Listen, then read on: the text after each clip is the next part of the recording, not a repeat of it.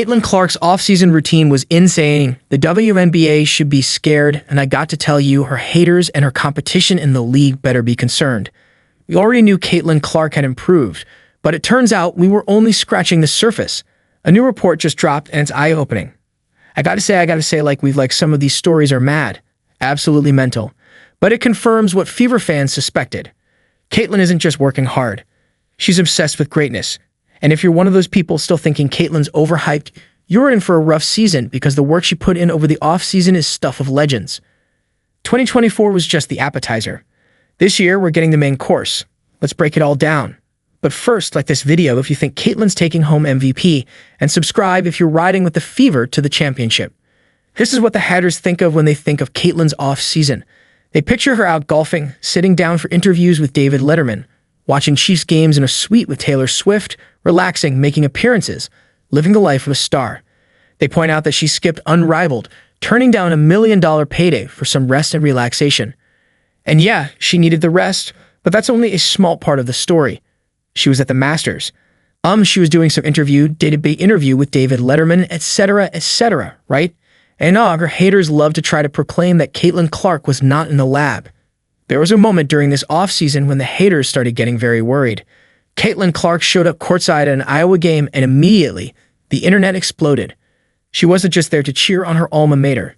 She was jacked, arms defined, shoulders sculpted. The photos went viral within minutes. This was the first real clue that Caitlin Clark hadn't just been chilling all off-season and working on her golf handicap. She had clearly been grinding hard. And now we've got the full receipts. A new piece by Alexa Phillip of ESPN dropped, and it gives us the inside scoop on Caitlyn's off-season. And let's just say it's legendary. But first, to fully appreciate what you're about to see and understand the impact it's going to make, let's rewind for a moment. The Indiana Fever select Caitlin Clark, University of Iowa. Going into the pros, Caitlin Clark didn't get a break. She went straight from the NC Double, a championship game, after carrying Iowa on her back for the second year in a row. Martin looking. Here's Clark. She fires and goes. She gets to shaking hands with Kathy Engelberg on draft night, then immediately into training camp with a Fever. No rest, no time off, no chance to process the whirlwind she was in. And once she hit the WNBA, she didn't exactly get a red carpet welcome. Look, SVP, reality is coming. Okay, the old guard made it clear that Caitlin wasn't going to have an easy go, and they were right. As a rookie, she had to adapt fast, and yeah, she got pummeled. Every possession felt like a battle, and she was fighting it alone. You could tell that the rough stuff was impacting her. It was written all over her face. At times, there's ways I can probably channel it a little bit better, but that's just basketball at the end of the day. That's never going to change. I'm never going to lose that. Feel like I'm getting hammered. Hit after hit, it was the ultimate welcome to the league. And if those shots weren't hard enough despite playing well and putting up all-star numbers, she was left off the Olympic team. Now this was a hotly debated snub. And while it's crystal clear now, it was the wrong call, the jury is still out on whether or not they made the right call at the time. But regardless of what side you're on, one thing's for sure, it was the best thing that could have happened to her. Loved competing at every single second. But it's going to be a great month for my body to, first of all, get rest and get healthy and just get a little time away from basketball and the craziness of everything that's been going on and just find some peace and quiet for myself. With all the focus on Team USA, Caitlin took time to recharge and strengthen, and it was exactly what she needed. Let us just remember one thing. She came straight out of college in a deep NC2, a run right into the WNBA, and then she had that break right from the Olympics in there. Oh, her legs came back. Yeah, she got her legs back under, and she absolutely destroyed the WNBA. 6 for the Fever. This guy's shooting 38%. Caitlin Clark, another three-pointer. After the Olympic break, she averaged 23 points per game, led the Fever to the playoffs, was named a first-team All-Star, and took home Rookie of the Year honors. The break gave her exactly what she needed, time and space to get her footing, reset mentally, and come back sharper, and she didn't waste a second of it.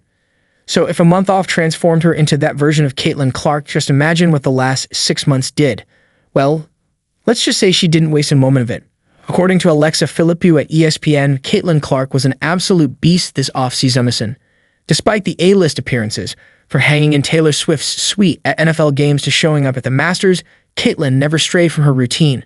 No matter where she was, she'd be back in Indianapolis early the next morning in the gym by 8:00 a.m. putting in the work. Caitlin Clark's offseason transformation stunned the WNBA. But what left the Indiana Fever organization in awe was her work ethic. Regardless of where Clark was or what event she was attending, she was always back in the gym at Gamebridge by 8 a.m. the next morning. I kind of marveled at it. Sarah Kessler, the Fever's head athletic performance coach, also noticed, "I'd be like, you can sleep in if you want," she told Clark. "I'll still be there." The Fever brass were amazed at how closely she stuck to her regimen. She was offered scheduling flexibility but rarely took advantage. Performance coach Keith Porter traveled with Caitlin on business trips at her request to ensure her training continued. General manager Amber Cox marveled at her dedication. She lifted weights 4 to 5 times a week, incorporated creatine into her regimen, and focused on enhancing her strength and balance. But perhaps more importantly, she focused on addressing specific areas of improvement. One of their very first drills that they worked on was a balance drill, a balance and ball handling drill. And Caitlin said that in their first workout, one of the first workouts they had, they spent 35 minutes just on ball handling. Every day was a deep dive into her game. We're talking targeted skill development, new footwork patterns, floaters, creative finishes at the rim, moves that will make defenders dizzy. And she wasn't doing it alone. She was in the film room constantly with her trainer and new head coach, Stephanie White, breaking down tape, fine-tuning decisions, and finding new ways to pick defenses apart. And it got personal. She knew her upright posture was holding her back, so she fixed it. She knew her left arm wasn't as strong or fluid as her right, so she worked on it relentlessly, repping until the imbalance started to disappear. That kind of accountability, that's rare, and it speaks volumes about how badly she wants to level up. But it's not just in the gym. Her trainers with her everywhere on the road at events, even when she's out being Caitlin Clark, the celebrity, she's still Caitlin Clark, the competitor. The work follows her. That's the commitment. And now, everyone is seeing it. I feel like everyone talks about it. I'll see it on social media. They'd be like, "Kayla has so strong muscles." And don't tell her I said that either. Don't even mention that. But I think her strength, she gets in the paint and she's able to bully her way in and finish strong at the basket. Everyone talks about, once again, her three-point shooting, and we've all seen her passing. But I think her ability to get downhill and really just stay on balance and score the ball, I think, is going to be great this year too. Now, while everyone in the Fever orbit was impressed with Caitlin's dedication, none of this is a surprise to those who know Caitlin well. This is who Caitlin Clark is. It is what it is. Like, we all know Caitlin Clark is somebody that is trying to be the best in the world. And she got the damn Mamba mentality, whatever you want to call Mamba mentality. Whatever you define as Mamba mentality, there's no question about it that Caitlin Clark has it. Caitlin Clark is renowned for her relentless work ethic. Her longtime Iowa coach, Jan Jensen, once said that coaching Caitlin was like coaching Kobe because the expectations she had for herself and for everyone around her were sky high. You know, the Cobes, the Jordans, the Caitlins, maybe Diana Turzis, it is never personal. We just want to win the effing game, right? So we're going to do what we say we got to win the game. So that mentality is really different for the majority of people who play the game. And now our new coach, Stephanie White, has been absolutely glowing about Caitlin's dedication. From day one, White has praised not just Caitlin's talent, but her approach. How she shows up early, stays late, and treats every workout like it's Game 7. She's not coasting on hype or accolades. She's grinding like a player who still has everything to prove. First and foremost, one of the things that I knew about her from afar, but just seeing it on a daily basis, is the way she works. And now with the season on the horizon, we're beginning to see improvements in practice and preseason games. She's moving with more purpose, powering through contact and finishing plays she might have gotten knocked off of last year. It's not just the logo threes anymore, it's the total package. Look at the separation she's been able to create on side steps with her footwork, and her stop-starts are way better than it used to be. She's refined the little things. Tightened the footwork, balanced her finishes, added strength in all the right places. And now, slowly but surely, the rest of the league is starting to realize what's coming. Caitlin Clark isn't just back. She's evolved. She's stronger, sharper, and playing with a chip on her shoulder the size of Gainbridge Fieldhouse. This won't be a sophomore slump. It's looking more and more like a sophomore takeover. She did not play in the unrivaled, and she was no longer in college. Oh hell, get those MVP bets in now, folks. I'm telling you, you better get them in now. Even before all these off-season reports about her insane work ethic dropped, Caitlin Clark was already one of the favorites to win MVP. According to FanDuel, ESPN BT, and BetMGM, she's got the best odds. Most sports books have her locked into the top 2. And here's the part that's catching fire. Players and media are starting to fall in line. Is Caitlin Clark the favorite to win MVP, shouldn't she be? Yeah, I think so. This time around for Caitlin Clark, She's going to come in on game one and be already one of the top 5 players in the WNBA. So, I think MVP has to be like the ceiling for her, right? Like she's already in that conversation. So for her to, even higher in the vote total, potentially winning that award either this year or next is what I would expect from her. This is all evidence that the league is coming around. They're finally acknowledging what Caitlin did and, more importantly, what she's about to do. But here's the thing. Caitlin Clark will be the first to tell you she doesn't care about personal awards. MVP records, awesome. But what she really cares about is winning. Have you guys been explicit so far about wanting to win a championship this year? Yeah, absolutely. What does success? Championship. With her individual accolades already stacked, Rookie of the Year, All-Star, assist records, you'd think Caitlin Clark might be content just chasing stats. But no, her focus has completely shifted. It's all about one thing now, winning not just games, a title. And sure, she doesn't need extra motivation. She's wired that way, but let's be honest, this is the knock her haters cling to. She hasn't won the big one. She's great, but can she lead a team to a championship? This is the one thing the haters keep bringing up to dismiss her accomplishments and impact. All-time leading scorer. She broke the records of Kelsey Plum and Sabrina. Like literally, there is nobody who has been such a front-facing name. It is a direct reflection of her skill set. But how can you be a top 5 player if you have not won a title? Look, we all know a championship doesn't automatically make someone great. There are plenty of role players who stumbled into a ring by being in the right place at the right time. And there are legendary talents who never got one. So no, a championship isn't the only metric of greatness. But for Caitlin Clark, it's the only goal. She's done it all. Broke the NCAA scoring record, grabbed nearly every individual accolade, transformed the Indiana Fever into must-see TV, and became the face of women's basketball before turning 23. And yet, none of that matters to her without a ring. As her head coach, Stephanie White, put it, when you've accomplished everything, but you don't have a championship, that's what it's about. That's the bar now. Not MVPs, not jersey sales, not signature moments or half-court threes. It's the ladder, the confetti, the banner. She's not chasing awards anymore. She's chasing greatness. And now she's got the squad and the focus to go get it. And as it turns out, she played a big role in that as well. Caitlin Clark isn't just showing up, shooting logo threes and clocking out. She's deeply invested in building something real in Indiana. And it shows. According to Fever leadership, Caitlin didn't just sit back and let free agency happen. She helped drive it.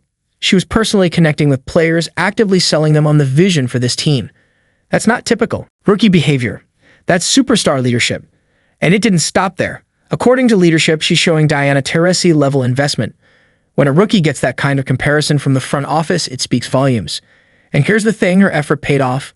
Indiana now has Dana Bonner, Nedisha Howard, Sydney Colson, and a stacked roster that's ready to contend. A lot of that is because players saw what Caitlin was building and they wanted in. It's been one of the most stunning turnarounds in recent memory, and it's got the entire league on notice.